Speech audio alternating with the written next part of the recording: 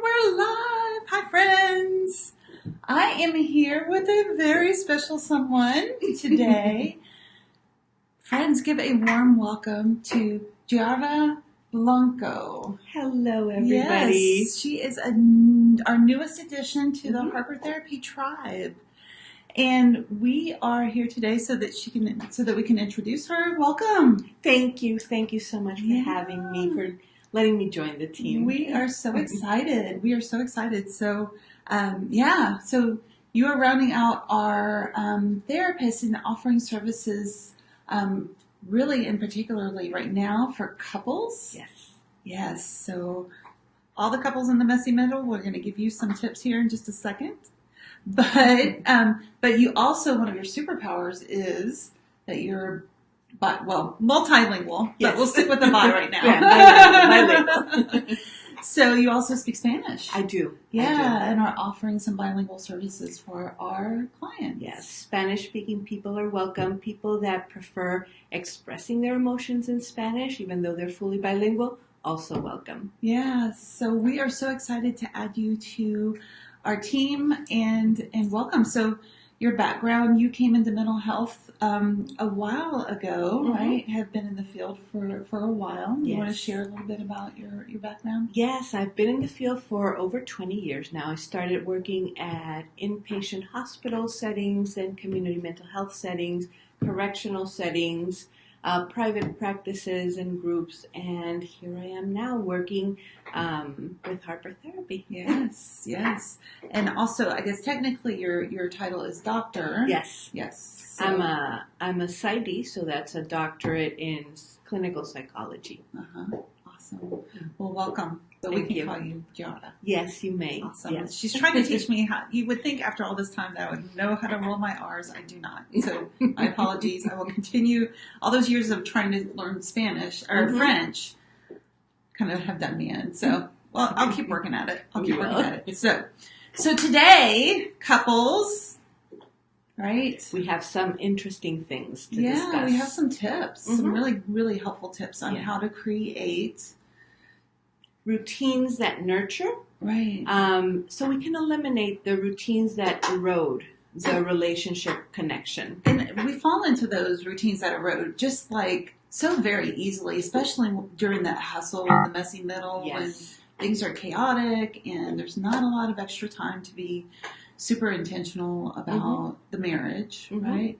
So can you give some examples? Yes. One of the main routines that kind of erodes the connection is when you're two ships just passing in the night, living as roommates at home, not really connecting with the vulnerable side of your partner, not really communicating, just sending the grocery list, just saying this bill has to be paid, just saying the car needs gas, but not really kind of connecting with that special significant other. Right. So it's so easy to fall into that, the task list, right? And this is where this kid needs to be, and this is what needs to happen with this chore, and this responsibility, and pick up some milk on the way home. Yes. But that is so easy to get lost with the relationship there.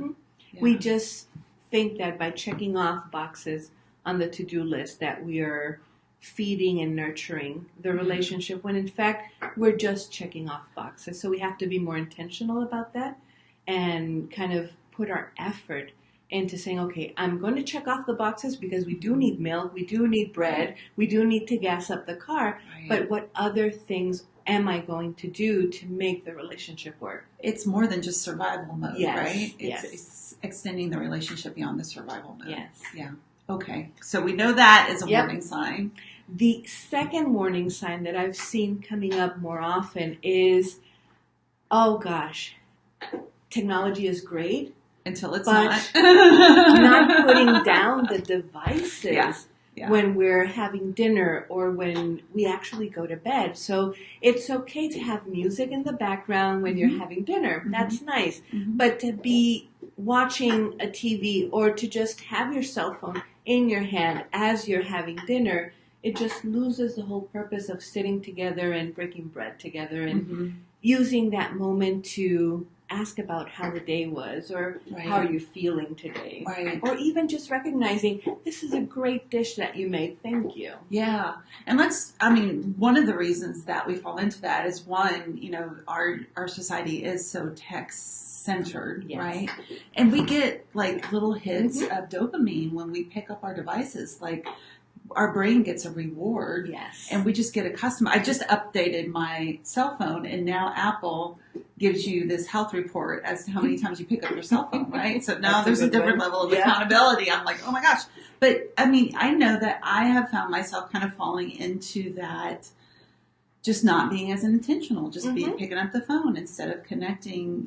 One of those times is when Shaman and I are in the car together, right? Yes. Usually he's driving because he prefers to drive and I hate it. But, as he's driving, it's so easy for me to pick up my phone and check the email or check Facebook. And, he's driving along.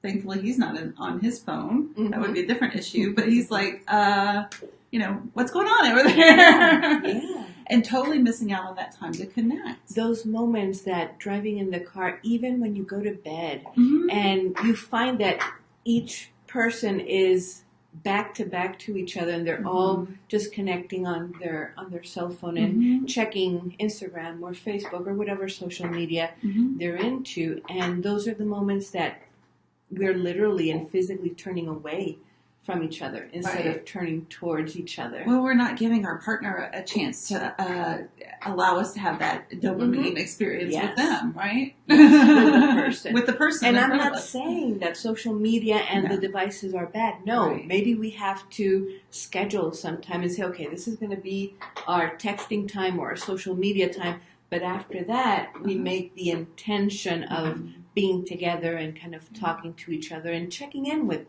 one another. So what would you say are some tips for the flip side to avoid these? I love the flip side. Yeah. I love the positive things that we can do that are small steps that'll get us there. So the first one that I really like is just rediscovering your love maps. When you come over to Harper Therapy, we will actually sit down and have a conversation of what love maps are. But kind of a summary, love maps are ways in which we know our partner's fears, their dreams, from the very big ones to even the little things, favorite flavor of ice cream, their favorite recent song, their favorite team. Yeah. So we have to rediscover that because we evolve as human beings within the relationship and those things change. Yeah. So if we're still using the love map from when we started dating, those things have changed. It's like updating your GPS, right? Yes. You have to know how to get to your partner, and those are the signs on the road that will lead you to their heart. And Friends Love Map is part of the Gottman's work and research, and a tool that they have come up with. And you can actually download. So one time that we do advise using technology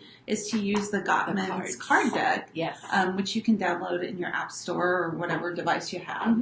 And it is helping to guide some of those conversations of like, how do I get to know my partner better? Right? And that is really important once kids come in, because we tend to focus on the children and we forget about the other person there. So these cards are really good to kind of reconnect with that. And guess what? Part of it is like learning those answers for ourselves. Yes. Right? Because things life happens, and all of a sudden you're like, I don't know how do I like my eggs? I'm not sure. I'm not sure how I like them anymore. Yeah. I used to like it this way, and now I don't like it anymore. And am I aware of it? And am I making my partner aware of it? And that sense of awareness just becomes a central guiding force when you're working with the love maps. So if you're like, I don't even know my partner anymore, this is a guide. Yeah. It's a nice date idea, just kind of using the cards. The second one is the 6-second kiss. Okay, ooh la la. So that is great. But some people are already emotionally divorced. So for us to say, hey, come in and kiss your partner for 6 seconds, they're looking at us like, are you out of your mind? So I usually like to work with couples and start them slow. If you don't feel like kissing, okay, hold hands, look at each other for 6 seconds in the morning before leaving, or when you get home in the afternoon, or even while you're going to bed at night. Just have those 6 seconds and put your body and your soul in that moment so that you can connect at a deeper level. That is the releasing of those forbidden chemicals, yes, right? Endorphins, oxytocin. It makes us feel connected. It makes us feel that there is something there that makes me grow neurochemically and emotionally. Yeah, absolutely. So 6 seconds. 6 seconds. That's all we're asking. If you want to go longer, great. If you want to start shorter, great. But give yourself the opportunity, not that peck on the lips when you're leaving, because or that's just the routine. Yes, right? It's the routine that we don't want to fall into routines and those routines that erode. Right. There's another one. It's the rituals of connection that nurture appreciation. I love that. There's this idea that we have like a bank, a jar, and we have to fill it up with positive things about ourselves, our partners, and our relationship. And when you kind of have those rituals of connection, it can be date night, it can be movie night, it can be choosing an outfit for Halloween, but as a couple, making it together. It kind of fills your jar. It fills your jar with some positive energy, with some positive appreciation of what you are and what you're doing in the relationship, and that just goes so long and in helping. Having a culture of appreciation is so different. I mean, our brains are wired towards negativity, so we need to be aware of that bent, and we need to be active in noticing the things that we do appreciate about our partners, right? Being intentional about noticing them for ourselves and pointing them out, right? Yeah. So that's awesome. I love that. That's a great tip.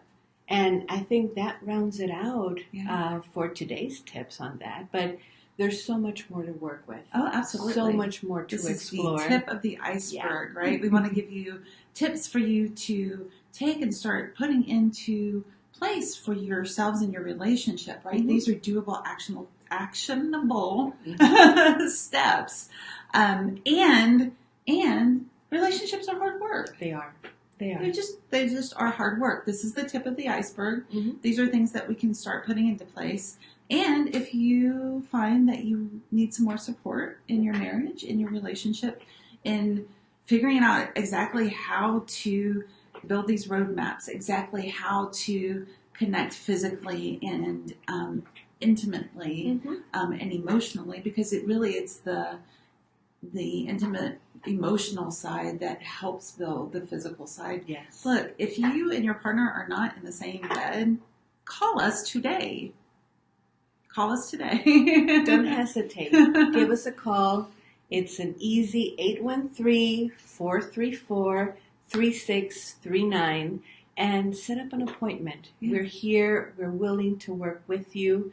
We want you to thrive in your relationship, and that's our goal. Just hope, growth, and healing.